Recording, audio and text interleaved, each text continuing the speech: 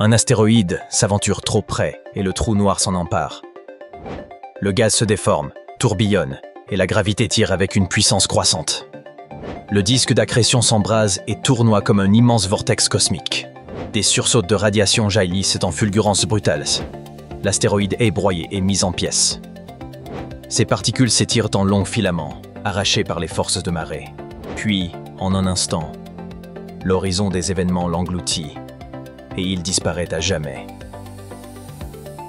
Vous vous tenez au bord d'un gouffre cosmique, les yeux fixés sur un trou noir. Cela semble synonyme d'issue fatale, n'est-ce pas? Pourtant, les scientifiques affirment qu'en théorie, un être humain pourrait l'explorer et en ressortir vivant.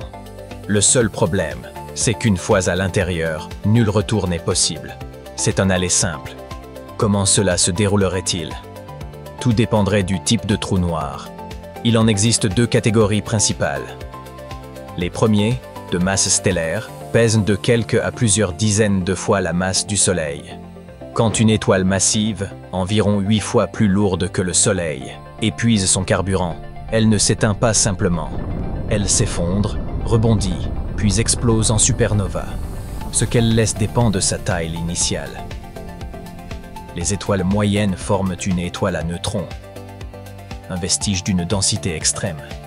Mais si elle est 20 fois plus massive ou davantage, elle s'effondre totalement pour devenir un trou noir de masse stellaire.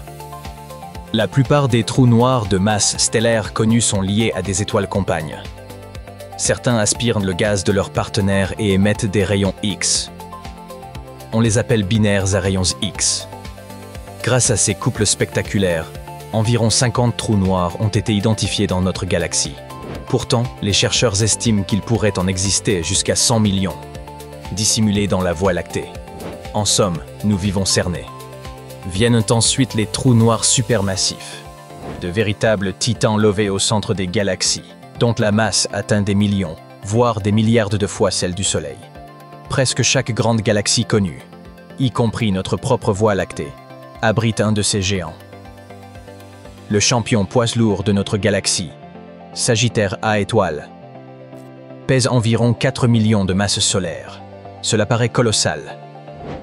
Mais face à d'autres monstres cosmiques, il reste un poids plume. Songez au trou noir de la galaxie Holmberg 15A. Il concentre l'équivalent d'au moins 40 milliards de soleils. Pour avoir une chance de survivre à un tel plongeon, il faudrait viser un de ces trous noirs supermassifs. S'aventurer dans un plus petit reviendrait à être jeté dans un mixeur cosmique. L'issue serait immédiate, chaotique, et mènerait à une complète spaghettification, un terme scientifique désignant la façon dont une matière, happée par la gravité extrême, s'étire comme une pâte infinie avant d'être disloquée. Les trous noirs supermassifs, eux, sont immenses, avec une gravité qui s'étend sur des millions de kilomètres. Y tomber ne vous réduirait pas aussitôt en lambeaux. Vous dériveriez lentement vers l'horizon des événements. Cette frontière invisible, où même la lumière se trouve prisonnière. Imaginez cela comme un toboggan aquatique au ralenti vers l'inconnu. Vous resteriez conscient, entier, observant les lois de la physique se distordre sous vos yeux d'une manière inconcevable. Pourquoi la taille a-t-elle tant d'importance? Un trou noir ayant la masse de notre Soleil ne mesure guère plus de 3 km de large à son horizon des événements. Mais celui du centre de la Voie lactée dépasse les 11 millions de kilomètres. Cette différence est capitale. Dans un trou noir supermassif, la traction entre votre tête et vos pieds demeure modérée. Vous pourriez franchir l'horizon sans être étiré en milliards de fragments. Cependant, la vérité demeure implacable. Une fois la limite franchie, nul retour n'existe. Vu de l'extérieur, vous vous évanouiriez tout simplement. À l'intérieur, le temps et l'espace se contorsionneraient d'une manière que nul esprit humain ne saurait anticiper. Vous chuteriez encore, lucide, intact, vers une région de l'univers entièrement, irrémédiablement inconnue. Ainsi donc, oui, un être humain pourrait, en théorie, explorer un trou noir. Mais ce ne serait pas une aventure dont on reviendrait compter l'expérience. Dès que vous auriez franchi le seuil de non-retour, votre ultime voyage commencerait. Et si vous demeuriez à jamais prisonnier, flottant dans son cœur vertigineux? Existeriez-vous encore lorsque le trou noir s'éteindra? D'ailleurs, s'éteigne-t-il vraiment? Il y a plusieurs décennies, Stephen Hawking a livré une piste. Par le biais des mathématiques et de la physique, il a démontré que les trous noirs n'étaient pas totalement éternels. Sur des durées prodigieusement longues, bien au-delà de toute mesure humaine, ils rétrécissent peu à peu. Ils émettent un rayonnement thermique, aujourd'hui nommé rayonnement de Hawking, et perdent progressivement de la masse. Un jour, ils deviennent minuscules. Mais ensuite, ce qu'il advient demeure un mystère complet. Les chercheurs disposent bien de quelques théories, impossibles à vérifier directement, mais elles offrent des pistes pour deviner ce qui se trame à l'intérieur d'un trou noir. L'une des plus élaborées porte le nom de gravité quantique à boucle. Apparue à la fin des années 1980, elle cherche à décrire le comportement de l'espace et du temps aux échelles les plus infimes et les plus extravagantes. Selon cette hypothèse, un phénomène extraordinaire pourrait se produire au cœur même d'un trou noir. À mesure que le trou noir compresse tout vers son centre, les étranges lois de la physique quantique finissent par s'imposer. Ces règles engendrent une force de répulsion inouïe, capable de s'opposer à l'effondrement total. Autrement dit, le trou noir pourrait rebondir au lieu d'écraser toute matière dans le néant. Ensuite, l'espace et le temps reprennent un comportement ordonné, mais cette fois, le trou noir s'étend vers l'extérieur au lieu de se contracter. Ce qu'il y a de fascinant, c'est que la théorie d'Einstein admet aussi cette possibilité. Les scientifiques ont même un nom pour ce phénomène, le trou blanc. Imaginez un trou blanc comme l'exact opposé d'un trou noir. C'est un peu comme une balle qu'on lâche. Elle tombe, rebondit, puis remonte en suivant le même trajet à rebours. De même, un trou blanc inverse le mouvement de l'espace et du temps. Dans un trou noir, tout est tapé. Dans un trou blanc, tout jaillit vers l'extérieur. Rien ne peut s'échapper d'un trou noir, et rien ne peut pénétrer un trou blanc.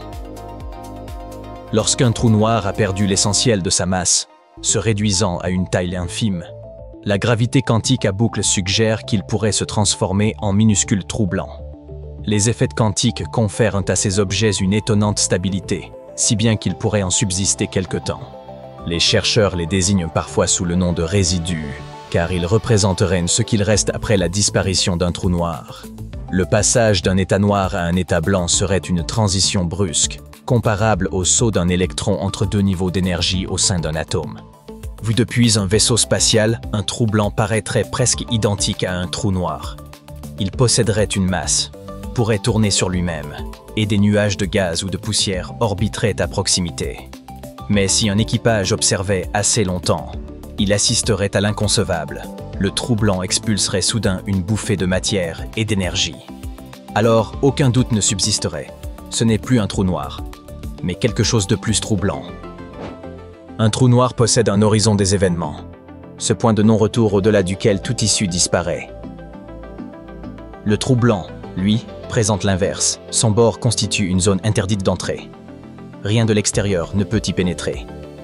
Mais de l'intérieur, la matière et l'énergie peuvent s'échapper pour se mêler à l'univers. Pourtant, puisque rien ne peut y entrer, son contenu demeure totalement isolé du reste du cosmos. Rien de ce qui se produit à l'extérieur ne peut l'atteindre. Alors, d'où vient de la matière qu'il renferme? Existerait-il un passage reliant le trou noir qui avale la matière au trou blanc qui la recrache? Et si tel était le cas, pourrait-on ressortir par ce dernier après être entré dans le premier? Malheureusement, cela paraît très improbable. Aucun pont ni tunnel ne permet réellement de voyager entre eux.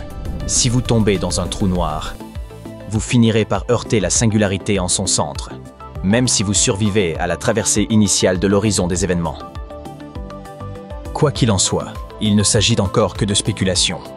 Les trous noirs demeurent inaccessibles et profondément mystérieux, et l'existence même des trous blancs n'a pas encore été démontrée.